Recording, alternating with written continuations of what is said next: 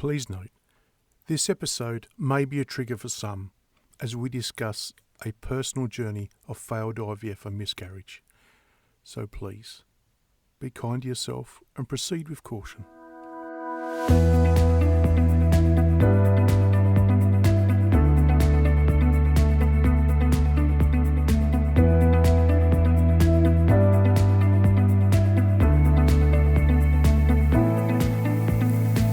Welcome to the Full Stop Podcast with Sarah Lawrence from After the Storm, Berenice Smith from Walking Our Shoes, and me, Michael Hughes from Married and Childless.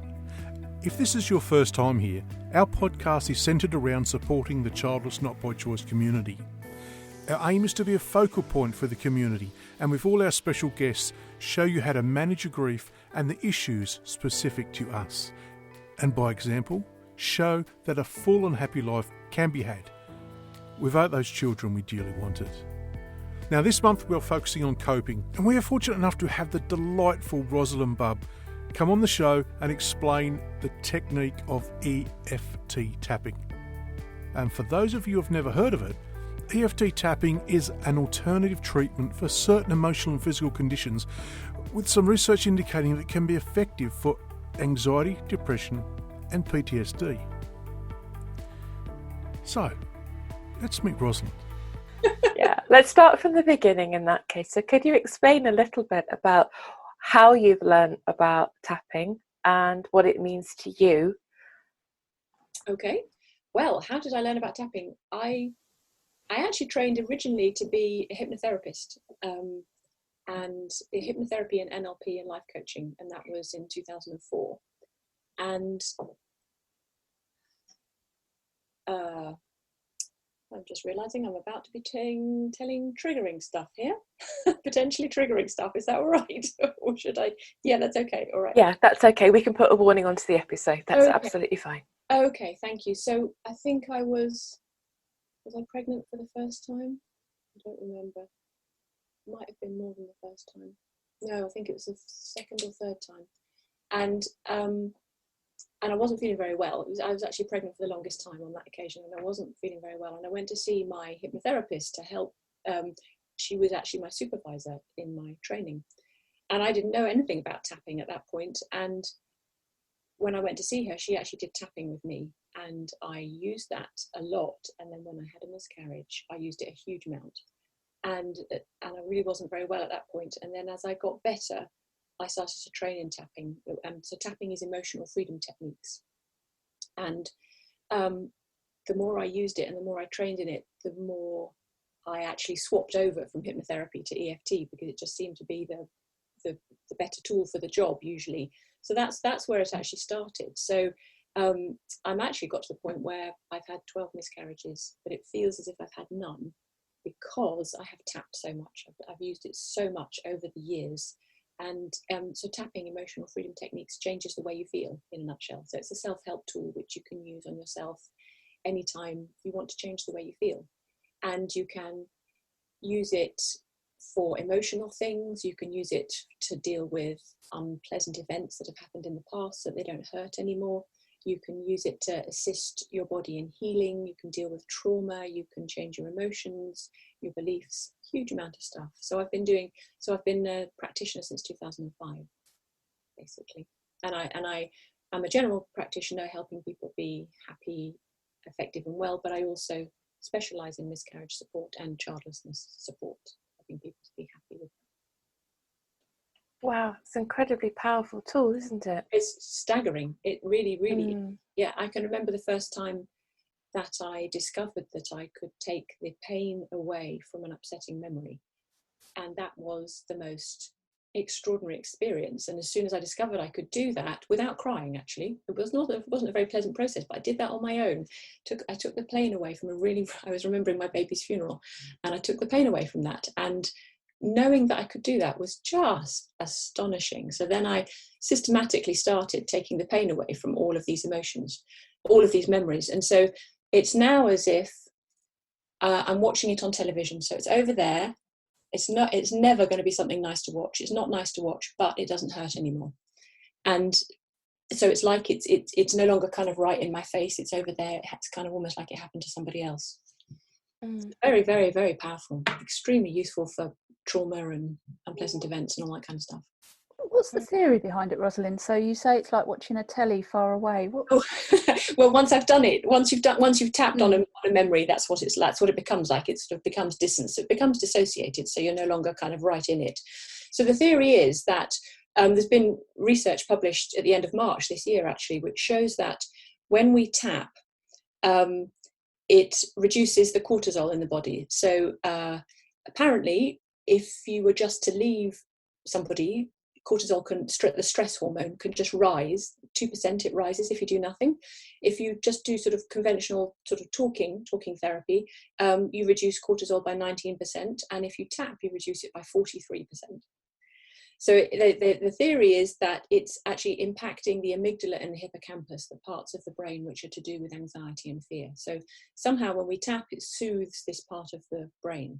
So we're tapping on energy meridian points, the end points. So those are the ones which you use in acupuncture and acupressure.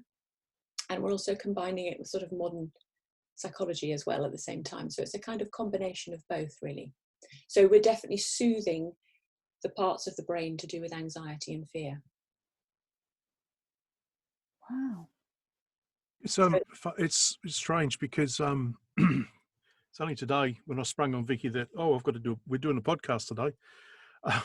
She said, "Oh, what about?" And I explained that Rosalind was coming on and showing and explaining about the tapping, and she goes, "Oh yeah, Audrey used to do that." Now, Audrey was the psychologist that we used to go to for many years. And so I totally understand where you're coming from, Rosalind, because the way that, just the way that I've perceived it, is it desensitizes.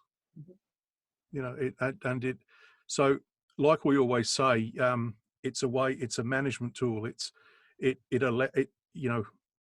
You'll never forget trauma, but it allows you to soothe or desensitize, to manage that trauma or grief.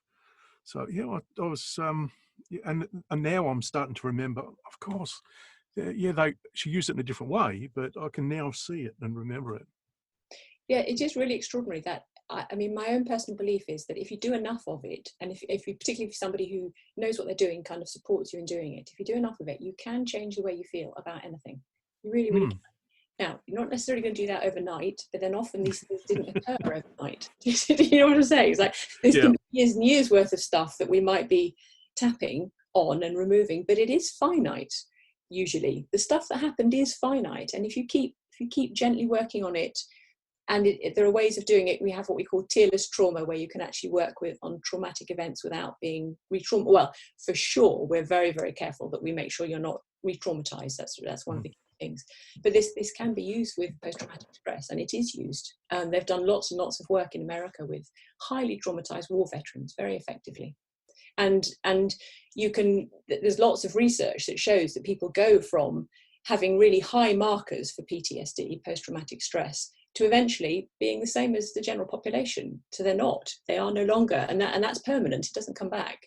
So it's very effective. And you can also use it very simply at home as a self-help tool as well. I've used it to help me get over phobias, so needle phobias and things. And I won't go into too much detail like that because that in itself can upset people. But I can remember just feeling, and it was the oddest experience that I couldn't necessarily explain, but it was if someone had lifted a great weight off my shoulder and I actually could stand up a bit taller because of it.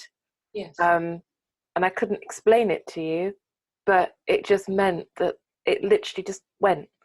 And I spent absolutely years trying to get through this particular issue because there was a certain thing that triggered that, that meant I simply couldn't do the most basic things of having a blood test, and then actually ultimately I couldn't do IVF. So I had to have some way through that in order to be able to try the things that I needed to try to get, it was just extraordinary. I can't explain it, but actually what you were saying, having a self-help tool, it is there. So actually whenever I've gone back to the surgeries I have to do, and I think, okay, no, this is fine. I can deal with this because I have the tools to do that. And also you have the experience in your head. You remember that experience that you went through, and that in itself is a different association to something. Yes, it is. Yeah, I found it very personally very, very helpful. Really. I tap whenever I go to the dentist. Tap on my hands. Mm. And the dentist, no dentist has ever yet commented. I think they must be familiar with it. And I'm sure they're very grateful that their patients are doing whatever they can to kind of calm down their own own emotions. I've got to the point where I think this is remarkable, and it's such a blessing that my mind can rest on anything that's happened in the past without it hurting. And any time that anything comes up that does hurt, when I think about it, then I tap on it until it goes back to the point where my mind can rest on it without it hurting. And that is just tremendously calming, peaceful. That provides real just space and a real sort of gentleness. And it's so possible. I just wish everybody knew that that's possible, that we can. It's not even difficult, actually. It's not difficult. It's not particularly time consuming. It's just a particular way of approaching it, and it's just such a valuable thing. I think it's also not changing anyone's narrative as well. You can still own who you are and your experiences, but actually you can speak about them in a way that makes you feel perhaps a little bit more empowered about that, I think, as well. You can own your story a bit better. And that's only got to be a good thing at the end of the day. So, well, that's one of the lovely things about EFT is that it just generally changes, but you don't force it. You don't necessarily suggest it. It's just a sort of it's kind of an absence of upset rather than there's no kind of putting positive thinking over the top at all. It's just a natural evolution of when it doesn't hurt so much, the kind of happiness comes up. I'm sorry, I've not come across it before. People have talked about it, so I'm still. So is it? It's not hypnosis then. So no, it's not hypnosis. What is it? How would you describe it? Well, what we're actually doing is we are tapping on the ends of energy meridian points. I don't know if you've ever seen an acupuncture map where they've got energy meridians, you've got lines going all over the body, running all the way down the body. You don't have to believe in any of this. It works whether you believe in it or not. You don't have to believe you've got energy meridians or not. And some of my favourite tapping incidences have been with people who don't believe it at all, but they're in pain, and we tap and they go, oh, I feel better. So that's always really nice. So what we're doing is we're tapping lightly with the fingertips on the ends of these energy meridian points. And it seems to be that this sends calming, soothing signals to the parts of the brain associated with fear, anxiety, stress, pain, the amygdala, the hippocampus, and it balances the energy system. Now, you don't have to believe that it's balancing the energy system. It just seems to have this impact. So what happens is that emotions get released. EFT stands for Emotional Freedom Technique. So it's not that we don't feel emotions, it's that they flow. They don't get stuck, they get released. Your energy system is soothed, calmed, and you come back into balance. So that's what's going on. Oh, so is that when you sort of saying it feels like you're looking at a telly at something that was upsetting? Yes. It's kind of removed that emotion that you've had somewhere in your body. Absolutely. So that is exactly what you can do with stressful events, memories, images, feelings. At the beginning, it can be very painful. We often rate it on a scale of 0 to 10, and it can be 8 or 10 or 25 out of 10 before you start. It's very, very painful. And sometimes it doesn't have to be, but you can work like that. And then the emotions come down, they come down, they come down until they may have gone altogether or be very, very low. And then it no longer, sometimes it doesn't feel literally as if you're looking out of your own eyes. It becomes distance, but it doesn't have to do that. But the bottom line is it no longer hurts. The emotional pain goes. It's completely possible to do that. Wow. And that isn't, as I say, it's not difficult, and it's not even necessarily very time consuming either. There's something with EFT which we call the personal peace procedure. And the personal peace procedure involves making a list of all the things which, when you think about them, that have happened in your life, still have some unpleasant emotional charge. Then you just tap through them one by one, and it all goes. And so how you feel once you've cleared your peace list is just very, very different. All sorts of things start to function better in your mind, in your sort of general emotional well-being, and in your body often. illnesses and things often, ease, physical symptoms ease. There's quite often an emotional component when people are in pain, particularly if somebody's in pain long after whatever it was that caused it has healed, but they're still in pain. Often there are emotional components there, and we can tap and release that, and the pain can reduce or disappear. That's very, very common. I was going to say there's a movement, isn't there, at the moment with sort of counselling and the mind-body connection. So it sounds as though EFT has quite a lot going on in that field as well. Absolutely, yes, most definitely. The man who invented EFT, Gary Craig, used to have a phrase, try it on everything, which is a really good approach. Try it on everything. What's got to lose? You really might gain a huge amount. And it's certainly a very interesting, kind of fun approach. Try it on everything. Got nothing to lose. If in doubt, tap. That's my motto. Wow, so it could do a bit of everything then, really. Anything sort of, Absolutely. anything that's been sort of hanging around for a while, because you mentioned obviously your miscarriages, but also Berenice mentioned needles. So it does a bit of everything, really. Then phobias, disempowering beliefs, memories in particular. You can deal with stuff that's causing you upset on a day-to-day basis, things that you're worried about. You can deal with any event before, during, or after. So if you're worried about it beforehand, you can tap on that.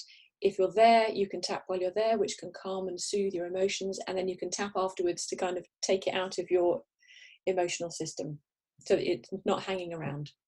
Very, very effective. Wow. I mean, it's kind of why we're doing today, isn't it? We're talking about doing something practical and positive for people that are struggling with what's going on at the moment. So it can be used for that too. Absolutely. So there are two main ways of tapping. Well, actually, there's lots of different ways of tapping, but there's two that I kind of talk about. One is formal EFT, emotional freedom techniques, and we'll do some of that together. But, well, let me say but. I also teach a simplified version, which is simple energy techniques, and I just call it simple tapping. And that is very, very, very easy. You just tap or rub or hold any of these points in any order, and that's all you do. You don't need to say any words. You don't need to focus on anything. You can if you want to, but you really don't need to. And what I've discovered is that when people do simple tapping, there's nothing you can get wrong. You don't need to worry about, am I tapping on the right points? Am I using the right words? I don't know what to say. I don't necessarily want to put a special time aside to do this. I don't even want to think about what's going on. But if you do the simple tapping, and you can do that whilst you're doing other things, whilst you're watching television, if you're taking your dog for a walk, if you're on public transport, if you're talking to somebody, you can do this very surreptitiously. You can do it on your hands, and I've got videos that show you how to do all of this. So you can be doing it secretly. If you just do the simple tapping throughout the day, that has a huge impact. So although we can do some general EFT together, and EFT is wonderful, you don't have to do that. You don't have to do anything like as complicated as that in order to feel so much better. So I've discovered that since I've been teaching people simple tapping, they use it way, way, way, way more. So that's that. And actually I use probably more simple tapping myself than I do EFT. Sometimes EFT is lovely, but you don't have to get tangled up in, I don't know if I'm doing this right and I don't know what to say. Another way of using EFT very easily is to tap along with other people's videos. And there are lots of those. There are lots of YouTube channels. Brad Yates has he's got hundreds and hundreds of videos, and I really like those on all sorts of different topics. If you look him up on YouTube, you just tap along with him on whatever the topic is and you feel better. It's a simple that's good. I was going to say, I like the idea of sitting somewhere without having to sort of say a load of words so people don't think, what are you doing? Yeah, absolutely. So you can do it silently in your head. If you're watching a video, you can always just be doing it. So you can even just be doing it very gently on your fingertips, rubbing and squeezing, any of these. So all of this can be very, very subtle. People don't know that you're doing it. So yeah, lots of different ways of doing that. And as I say, I've got videos which show you all of this, because I'm aware that if people are listening to this instead of seeing it, you don't have points that I'm showing, but we can make sure that you have all that information. Fabulous. Brilliant. That's great, Sarah, because you've asked the questions, I think, that people who don't necessarily know about it That's because I don't know about it. That's true. Yeah, that's also true. Yeah, Because I'm that would be about nosy. right. But it's interesting because it kind of parallels quite nicely with, I think, your work in counselling and as well. So it's interesting to hear your point of view on that too. Yeah. Interestingly, how people describe this is changing all the time. So I looked up one of the latest descriptions. Okay. And I'll tell you what they're saying, shall I? So what they're saying is tapping with the fingertips on specific meridian endpoints of the body, while focusing on negative emotions or physical sensations, helps to calm the nervous system, rewire the brain to respond in healthier ways, and restore the body's balance of energy. So that's kind of one of the latest ways of describing it. That's very powerful and very lovely. That's really good, isn't it? Rewire the brain to respond in healthier ways, I think sums it up really. Yeah, it's very positive affirmation. Great. Shall we start walking through something with us? Should we do some? Good. Yeah, okay, that's fine. Okay. So, I'll sit up. one of the first things to say is, in a time of coronavirus, we are potentially tapping on our faces. You don't have to tap on your face, but today we're going to tap on your face. So you want to make sure you've washed your hands before you do this, and probably wash your hands afterwards. Okay? Does everybody feel their hands are okay in these circumstances? Okay, good. So I'm going to introduce the tapping points to you now, and I'm going to describe them as well.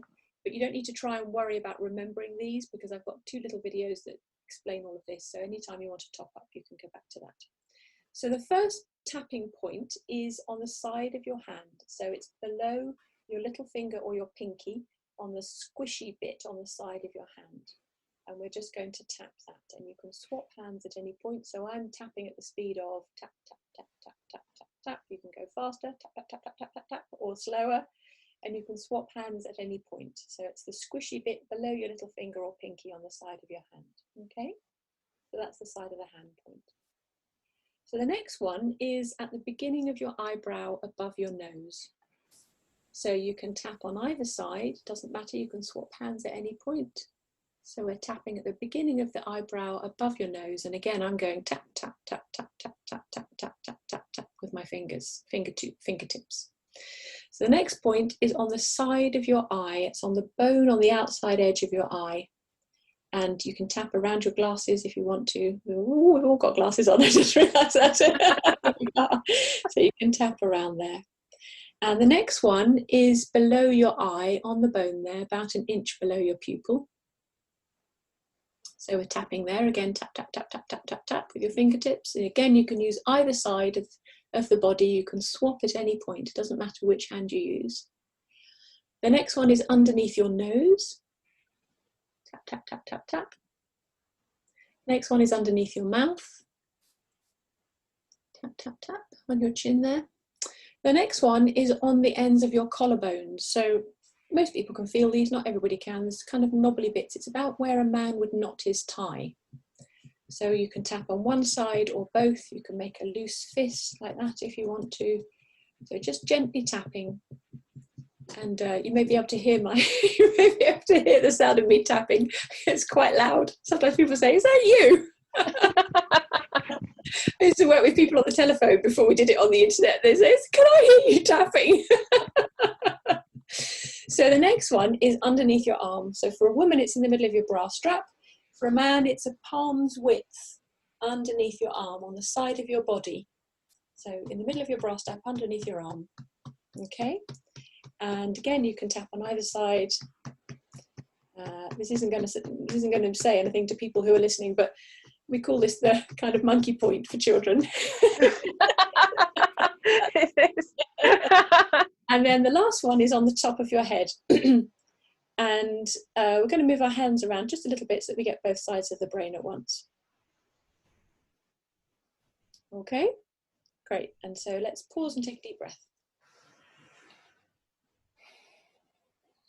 Now, there are also lots of hand points, but I don't think I'm going to try and describe those because all gets a bit complicated. I think the best way to do that is to look at that on a video or on a picture. And if you have anything to drink, help yourself to something to drink because this can make you thirsty.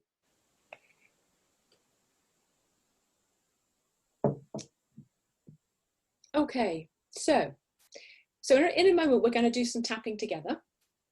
And I'm going to invite you to copy me, to repeat what I say, and to tap where I tap. Now, to begin with, I'm going to be talking about negative things that we might be feeling, thoughts we might be having. And then as we tap together, we will move towards positives at the end. So don't worry, we're not just going to be stuck in the negatives. And the idea is that we're giving the negative stuff permission to be there. We're not sweeping it away, we're not denying it, we're not ignoring it, we're giving it permission to be there, and we're balancing it with some positive things at the same time. And don't worry if the words that I say don't completely match how you're feeling. It's okay to say them anyway, because your subconscious mind will take what it needs and it will match it across. It will map it across to whatever it is you're actually thinking and feeling. So don't worry too much if the words don't exactly match.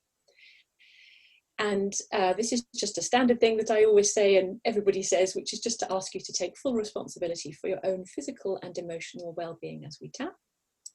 It's worth mentioning, this is an understatement, you may be feeling quite emotional at the moment. There are a lot of emotions going on for this community as a whole, and also because we're under lockdown. So you put those two together, there's a lot of emotions. So as we tap, you might find that you feel emotional, and what I would suggest is that you keep tapping, even if you do find that you feel a little bit emotional, because as we tap, it can help the emotions to flow and to be released. So it can feel a bit counterintuitive. It can feel like, oh, I feel emotional now, I should stop. But actually what we'd recommend is that you keep tapping, because it will help it to pass faster and help to kind of release it. Okay, so I think we're ready to tap. Do you, any of you have any questions before we begin? No, I think that's absolutely fine. Okay, good. Thank you. Great. That's okay, very good. So I'm inviting you to copy me and to repeat what I say and to tap where I tap. So we're beginning off by tapping on the karate chop point on the side of your hand. And so I'm going to speak, and then I'll leave a gap, and you can speak at home just repeating what I'm saying. So tapping on the karate chop point, tap, tap, tap, tap, tap. Even though all of this is going on, I am okay. Even if I don't feel okay. Even though these are very strange times. I know I'm trying my best, even if it doesn't feel good enough. Even though all of this is going on, I can have compassion for everything that I'm going through. So now we're going to tap round. So tapping at the beginning of your eyebrow, all of this is going on. Side of your eye, these are very strange times. Under your eye, all of this is going on. Under your nose, I never imagined I'd be dealing with this. Under your mouth, all of this is going on. On your collarbone, and it can be quite hard to deal with. Under your arm, all of this is going on. Top of your head, these are very strange times. Okay, let's pause and take a deep breath.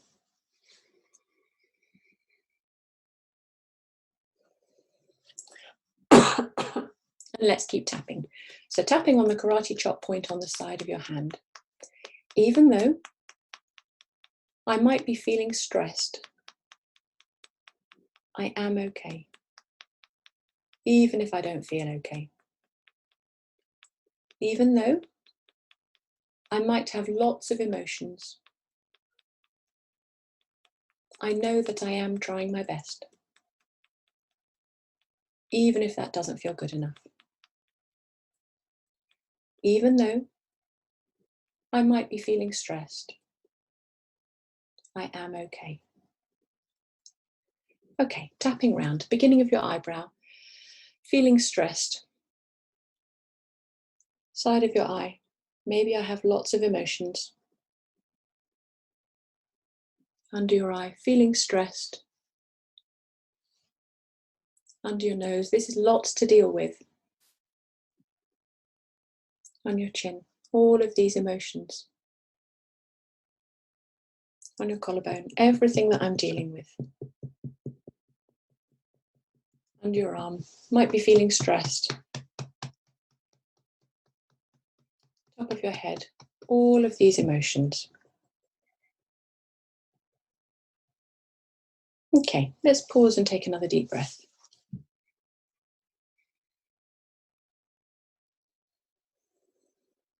And let's keep tapping on the karate chop point on the side of your hand. Even though maybe I've had enough by now, I am okay. Even though this is a lot to deal with, I know I'm trying my best, even if that doesn't feel good enough. Even though maybe I'd like this to stop now, I can take good care of myself, and I am okay. Tapping round, eyebrow point. Maybe I've had enough by now. Side of your eye, this has been going on a long time. Under your eye, this is a lot to deal with. Under your nose, maybe I'd like it to stop now. Under your mouth, and I am okay.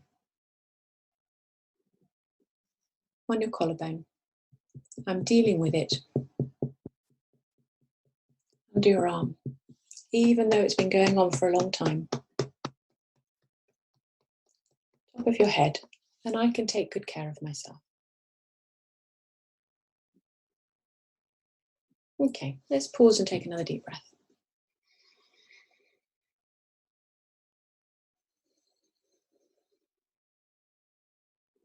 And let's keep tapping. So tapping on the karate chop point on the side of your hand. Even though all of this is going on, I choose to take kind and gentle care of myself. Even though this is a lot to deal with, I choose to take it moment by moment. And I can do it. Even though it feels like this is going on for a long time, I'm open to the possibility that I can be peaceful and know that this will pass. Tapping round on the beginning of your eyebrow, all of this has been going on. Side of your eye, and I choose to take kind and gentle care of myself. Underneath your eye, this is a lot to deal with. Under your nose, and I can take it moment by moment. Under your mouth, it feels like it's been going on for a long time. On your collarbone, and I'm open to the possibility underneath your arm that I can be peaceful. Top of your head, and know that this will pass.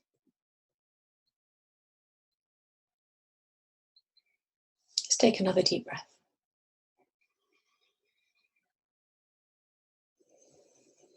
And tapping on the side of your hand, even though these are strange times, I can be kind and gentle with myself. Even though all of this is going on, I can tap and take it step by step. Even though all of this is happening, I can lean into the support that I do have. Tapping round, eyebrow point. I can be kind and gentle with myself. Side of your eye, I can tap and I can take it step by step. Underneath your eye, I can lean into the support that I do have. Underneath your nose, I can be kind and gentle with myself. Under your mouth, I can have compassion for all that I'm going through. On your collarbone, I can take it step by step. Underneath your arm, I can tap and I can soothe myself. top of your head, and I can lean into the support that I do have. And let's keep tapping round. Eyebrow point. This will pass eventually.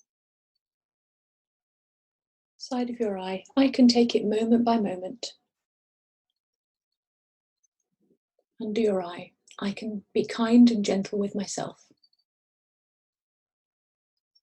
Under your nose. I'm open to the possibility. Under your mouth, that I can be peaceful. On your collarbone, I can know that this will pass. Underneath your arm, I'm okay. Top of your head, and all is well. Okay, let's take another deep breath. Okay, well, I hope you're feeling a little bit more peaceful now than you were before we started. How are you feeling? Much calmer, an awful lot calmer than I was. Yeah, I do. Actually, I feel calmer. Yeah, quite peaceful about it. I think I went to bed last night feeling, again, slightly, I think as people do, caught the end of the news, shouldn't have watched the end of the news. It's never a good thing to do that. And yeah, go to bed feeling, I don't know, you know. So it's, you know, and that lingers, I think, overnight. You can't help but have that lingering in your dreams and your thoughts. And when you wake up, it's kind of like the first thing we will think, well, many of us, I think of. So yeah, I feel a lot better for that. It's very, very calming. Thank you. Good. I'm very glad. That's really nice to hear. That's good. Great. So definitely, if you're going to watch the news, tap whilst you're watching the news. Preferably don't watch the news, but if you're going to watch the news, tap whilst. That's actually a really good point. Yeah, because sometimes you feel compelled that you have to watch it. Yeah, because if you haven't seen it, but actually having something to do whilst you're watching it to kind of feel a little bit more calmer about that. That's a really valuable point. Yeah, well, thank you. Yeah, I hadn't thought of that. That's okay. You're very welcome. Another thing I would say, certainly for people who have access to the BBC, is that one way to stay up to date without being so freaked out is to watch the little videos they put out afterwards when they've synthesized. This is what you need to know. We are doing our best not to freak you out. We are doing our best to be balanced and calm. And it's not the same as the kind of spontaneous reaction that goes on and on and on and on in the live news. So that can be one way of, like, if you do feel like you need to watch something, you could just stop watching the news and then watch those little kind of brief, condensed, carefully considered. Yes. Yeah, they're really good. Yeah, there's a number of news outlets that are doing that, and I think that's actually a really good point. Don't watch the stuff, the big stuff. Watch little snippets as you can manage it. I think so, because apart from anything else, they're just speculating, they're talking, they're going over and over and over again, and it's not the same kind of calm, actually what we want to leave people with stuff that happens in quite the same way, I don't think so. Absolutely. Yeah. How are you two feeling, Sarah, Michael? I'm feeling really chilled out now, actually. I'm ready for a snooze. I was going to ask you actually, Rosalind, because obviously the last episode we did was about, it was predominantly about people living on their own and the kind of the anxiety and the isolation. Could tapping help with that, or are there any videos that you've done around that at all? Well, there are loads. I haven't done one specifically about isolation or anxiety, but there are loads of anxiety ones. The Tapping Solution is one of the biggest websites, and they have a number of videos about anxiety. They have an app which you can have on your phone, and there are a number of tap-along videos about anxiety in there. Brad Yates has got a number of videos about tapping to do with anxiety. So yes, there are lots of videos that exist out there. If you put into Google or whichever tapping, and then whatever your issue is, it will show you. So if you put tapping in and the two things, it'll come up. So yes, I would most definitely recommend that kind of thing. Lovely, thanks. How about you, Michael? Well, actually, I was a little bit fidgety before we started. I'll admit I was I don't think you would use anxious, but I was just a little bit unsettled, and I'm not fidgeting. I just feel, it's just like a little, it's like a sigh that when you have one of those big sighs and you just feel relaxed. And that's how I feel right now. That's great.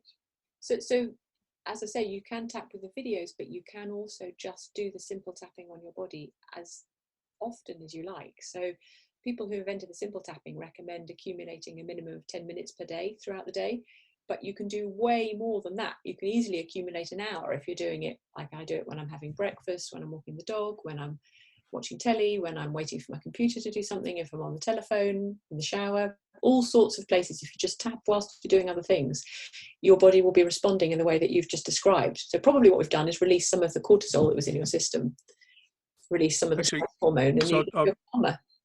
So what I'm going to do, I've got a big drive ahead of me tomorrow. I've got to go down to Victoria for work. So I'll be socially cocooned in my car, which is fine. But I've got 9.5 hours of travel on the road. So I'm going to take you up on that, Rosalind. I'm going to see how much I can accumulate over the day. Okay, very good. Great, very good. So if you're in stationary traffic, you can always tap with your hand on the steering wheel. And you can also do the finger points as well against the steering wheel if you're in stationary traffic. Yep. You notice I'm not endorsing tapping whilst you drive.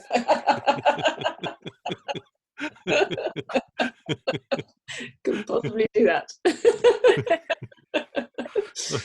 I could just imagine the person I'm overtaking, and I'm just tapping my head. Both hands off the steering wheel, doing your head. That's right. But having said that, certainly in this country, we do spend a lot of time stuck in stationary traffic, so that's a good opportunity to tap, definitely.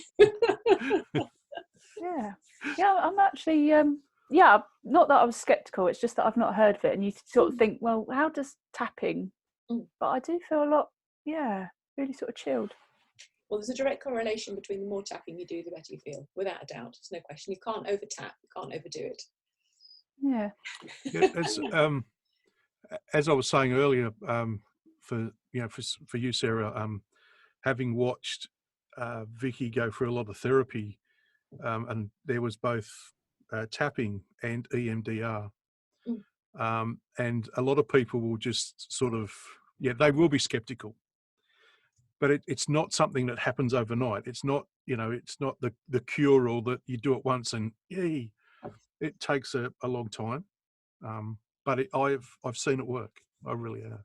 Yes, the EMDR is very powerful as well. I've got an analogy for this. If you imagine that we are, in this country we'd call it a water butt, but I think elsewhere people call it a rain barrel. So if you imagine that you are a water butt, a rain barrel, and when you're born it's empty, and then as unpleasant things happen during your life, your rain barrel gets more and more full of water. And we can get to the point where, and a lot of people are at this point right now, it's full to brimming, it's full to the very, very top. And one more drop of water is all it takes for just the skin to break, the water pressure, and the water rolls over the edge. And that can be disproportionate to what actually happens, our emotional reactions. And so anytime you tap, it's like emptying some of that water out of your rain barrel. And then that gives you capacity for a lot more to come in before you have that same reaction. But as you said, Michael, the rain barrel kind of fills up over time. It takes a long time for it to fill up, potentially. And so you don't necessarily clear it overnight either. You don't necessarily drain it overnight. But anytime you tap, it's like having the tap of your rain barrel open so that there's water coming out, even though there's lots coming in. Because right now we've got a lot of emotional stuff coming in. And so it's one way of just kind of keeping that capacity so that you've got extra space with coping with whatever is happening now without immediately having an emotional reaction. Very interesting, because it reminds me of things that I've done with my dog, and it's called T-touch, and it's that same idea of dogs have certain points, their ears and then the side of their neck. And my dog Rescue, highly strung when she came out of rescue, and they have a bucket, all dogs have a bucket of how much excitement or how much arousal they can take. It's just too much if you take a dog that's reactive out and they don't particularly like other dogs, and they see 1, then 2, then 3, then 4, the bucket gets full. So we can appropriate it or use that for for other species, but I think as humans we very rarely sit and think, oh, that applies to us too. That's we are also in that position where we find it, I think, a lot in situations where we might be triggered by other people. We had an awful lot of conversation in previous episodes about how we're working in offices, and now that we're at home and lots of our audience might be working from home, and they've got to deal with Zoom chats and Teams and all the other sorts of technology, and people are actually invading their space a little bit by having these video cameras on. So tapping, again, it could be something that you can do when you're in those situations where you're thinking, okay, this is not easy. Again, pub nights with family, anyone's going through all of that. I think that can also be quite valuable too. But again, I was just thinking about T-touch and about how we can do that with dogs as well, and tapping, and it's something we can apply to other people in our other important family members in our different families. You can do surrogate tapping on behalf of other people. I've experienced surrogate tapping so much. Many people have done it for me, and I have some clients who ask me to surrogate tap on their behalf over and over again. So they pay me money to surrogate tap on their behalf, and they feel better.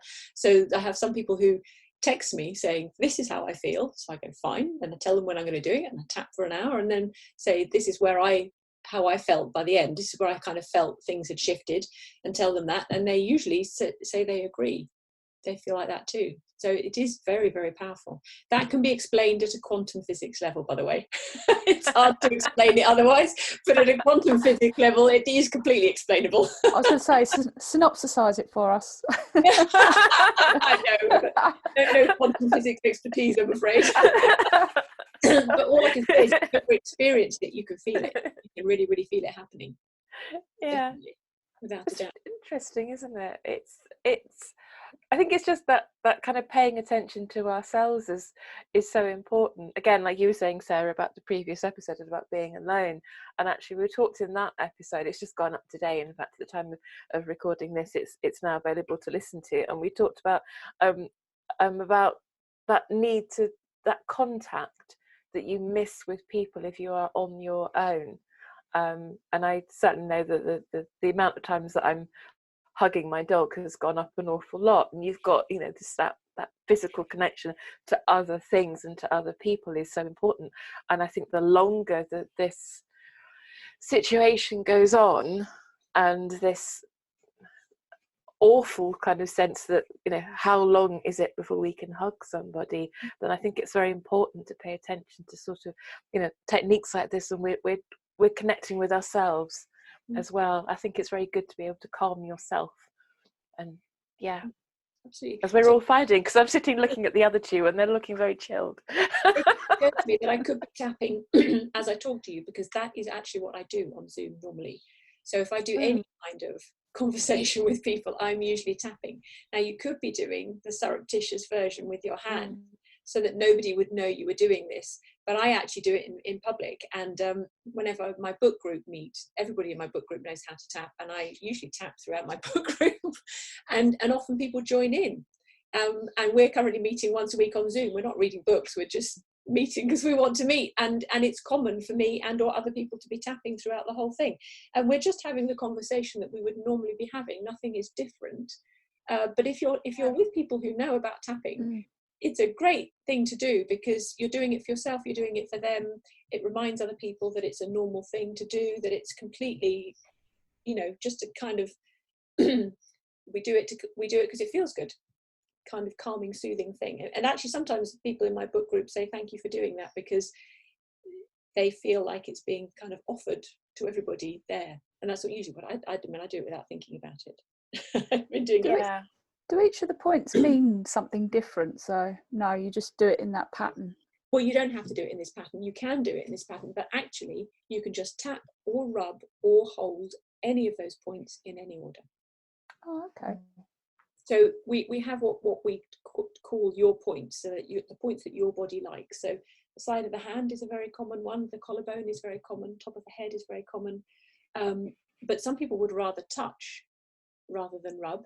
So I have a friend who rubs her wrists like that. She doesn't, and she doesn't kind of want to tap. She puts her finger under her nose like that. She can actually feel all of that. And so when she's reading, she sits up in bed reading her Kindle, and she has her hand, she's doing all of this. So she's doing this at the same time as reading and feeling better. Now, that doesn't do it for me. I want to tap, but some people do feel that's, so it's a real question of what does your body like? So it's really worth experimenting and just having a little play and seeing what does your body like. I have, this is kind of a weird one that I'm going to put onto the podcast now. I don't think I've spoken it, but I have mirror touch synesthesia. So I'm synesthesic in that I see colours and things and calendars and blah. I won't go into it in the detail because it's a whole other thing. But one of the things that I have is mirror touch synesthesia. So if my husband has a cut or a pain or something, I can feel that. Mm-hmm. So one of the things that helps me is actually to tap, and actually that and this can just interrupt that thought and that feeling. I know years ago he had a motorbike accident, and I had to get my neighbour to come round, who was a nurse, to change the dressing that he had, not because I've got no phobia at all about blood or anything, it doesn't bother me at all, but it was that I felt it so badly that I was going to faint. Mm-hmm. That's how that affects me. So I had to just go into the other room and just sit and do something, and it was this and that, and I do that a lot. I've seen you do that. I was going to say. Yeah, that a lot. You can do that in public, and you just look thoughtful. Nobody knows. Yeah, exactly. This is the thing. But it's if I see something, and it's not necessarily Kenny, it can be any situation. I can just be next to somebody, and normally if I know them well, then I will feel this, if they've hurt themselves, and I can feel that. So I have to kind of have an interruption, and it can be this, it can be that. So that's kind of how I use it, to just interrupt synesthesia. I have heard some research about that and how it's helped tapping with synesthesia, because mirror synesthesia can be quite disruptive. Well, it's interesting you should say that. Generally. It's very interesting you should say that, because the friend I was just describing who likes to stroke these points and do that is a synesthete. She's also has synesthesia. I don't think she has mirror synesthesia, but she certainly has when she listens to music and smells and days of the week and colours and all of that kind of stuff. So she does, she's definitely got synesthesia. So it's really interesting. Yeah. You should mention all of that. Yeah, that's exactly how I am. I days of the week have colours. There's the calendar thing that drives me absolutely crackers, to be frank. Everything else I can kind of cope with, but synesthesia certainly affects an awful lot of what I do. Certainly it's not always helpful when you're a designer and you have a particular aversion to a shade of green, because it just upsets me. And I can't really tell you why this particular shade of green bothers me, but it bothers me, and I can't, I just can't use that because there's something about it. So it's interesting. That is really interesting, because I think it's just an interruption to that thought, and it helps an awful lot. So an awful lot of that with me. This is quite common. You should mention the interaction from the thought as well, because EFT evolved from something called thought field therapy, which is the idea that thoughts have energetic fields, that you can feel them, and you really, really can. More than most people, you can actually feel the energy of what's going on, and so you are presumably interrupting the unhappy kind of components and rebalancing your own energy system.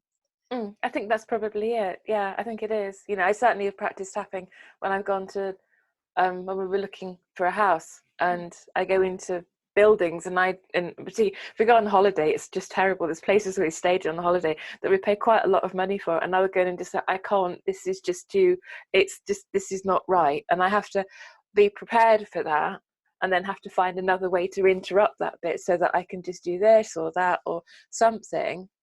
And often it's this. It's the fingers with me that I will tap so nobody knows, so that I can just go in and just think, okay, don't walk into this place and think, it's freaking me out. Just, and it can just be the sense of a building. Yes. And there's no other reason for that. And you've got to stay there for a week and you're thinking, yeah, I know, I don't like this place at all. So and it's just those senses. That category, yes. Yeah, and that's quite hard to deal with sometimes. So there's lots of ways that you can use it every day, I think, with tapping. But you can also, so there have been times in the past where I felt was particularly kind of in the middle of all the miscarriages, when I felt so depleted, so sort of hurt and sad. There have been occasions where I've tapped and tapped and tapped before I've met certain groups of people. And there was one of my favourites was choosing to feel wrapped in a warm pink cocoon. I can remember kind of choosing, this is what I want. I'm going to be wrapped in a cocoon. I'm going to be, I'm taken care of. And you can do all of that. So any kind of visualization or affirmations that you might think of doing anyway, you can tap at the same time, and that really reinforces and makes it that much more effective, which is lovely. That's so interesting. And so it just suddenly just occurred to me that I subconsciously do this. It's fascinating. I really enjoyed this. Really enjoyed it. Yeah, and back every episode, frankly. Just literally. Certainly you can, so the people who invented the simple tapping, what they suggest is that you graft tapping onto whatever else you're doing. So you just add it on. So any conversations you might be having anyway, particularly if they're less than happy, graft tapping on. Just add it in, just keep doing whatever you were doing, and then just do some simple hand tapping and see what happens. And probably it will go better. It will go more smoothly, it'll be easier. The stuff, the emotions will flow rather than getting stuck. One way of doing it. Great, that's fantastic. Amazing. Thank you so much, Rosalind. I've really enjoyed this. Good, thank you. Thank you. Please, thank you so much for giving me the opportunity. No, thank you. That hour is short past, isn't it? I know. It has, yeah. I can't believe it's been an hour. Very briefly, some videos that people might like to know about in terms of the coronavirus. If you've got a loved one in hospital, I've created one to tap along and support you whilst you have a loved one in hospital. Also, if you know anybody who's struggling to breathe, there's one on easier breathing using tapping. I've also got one to do with financial worries, specifically about coronavirus and the state of the economy. There's one supporting medical people, and there's just a general one for general easing the fear about coronavirus. So all of those are available as well. So how can they find them, Rosalind? How can you find those? Well, if you put Rosalind Bubb into YouTube and any of those titles, Loved One in Hospital, Easier Breathing, Financial Worries, Easing Fear, it'll come up. Fantastic. We'll put a whole load of links and all the information that you've mentioned into the show notes newsletter, and also on our social media as well. So we'll make sure that everyone's got access to all of that too. Thank you. And if anybody wants to reach me in a childless not by choice capacity, it's Peaceful by Choice. That's my website. Lovely. Thank you ever so much for joining us. It's been a pleasure. Rosalind. Thank you so much for having me. I've had lots of fun. Thank you. I've really enjoyed catching up with you as well. I haven't seen enough of you lately, so it's been really lovely to catch up with you. Thank you. It's been lovely to see you again, Rosalind, because it was about 2 years ago, around about this time, that we met. Yeah, absolutely. I feel like I've stayed in touch with you because I see you on Facebook, and I, feel like it doesn't feel like 2 years ago. It's very nice. Oh, that's great. It's good, really good to see you. Good. Thank you. Yeah, thank you, Rosalind. And that's where we have to say goodbye to the delightful Rosalind. If you want more of Rosalind and her tapping techniques, we're going to release this podcast as the video as well. So look out for it in our show notes. Thanks for staying the distance. We felt it was important not to break the flow of Rosalind's work. Now, don't forget that we're also on the Trinity of Facebook, Insta, and Twitter. All the links can be found on our website, www.thefullstoppod.com, where you can also register for our newsletter so you can keep up to date with what we're up to. We would also appreciate if you could rate us on the platform you're using to listen to the podcast. The more ratings we get, the wider our spread and the more of our community we can reach. We'll put all Rosalind's details in the show notes. Now, if you would like to be a guest on the podcast or have a burning issue you think our community should be aware of, we've gone all official and have a form on the website that you can fill in to give us more details. Please don't forget, we love hearing from our audience Do not hesitate if you want to drop us a line, even if it's just to say hello. And as always, it's important for us to let you know you are not alone.